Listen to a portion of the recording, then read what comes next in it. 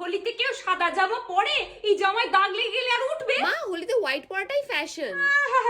Fashion? ছাদে পুরনো জামা আমি রেখে এসেছি, ওটা গিয়ে পর, বুঝলি? এই নে, ভালো করে মুখেতে বড়লিনটা জাবড়ে জাবড়ে লাগিয়ে নে, না হলে রং না আর মুখ থেকে উঠবে না, বুঝলি? আর এই লোকটাকে দেখো, ঘরে থেকে এরকম চুপ করে বসে আছে, বাইরে কি দেখতে পাচ্ছি না যে মেয়েরা কোথায় গেল? আর কি সবকিছু আমিই করবো, তাই না? এই তো দেখো না, লুচিগুলো বেলছি সবে, এখনো বেলাই হলো না আমার, আর কখন খেলতে যাবো? আর এই লোকটা ঘরে থাকলে আর ছেলে মেয়েগুলো স্কুল কলেজ না গেলে আমার যত কাজ গো, কাজ যেন শেষই হয় না।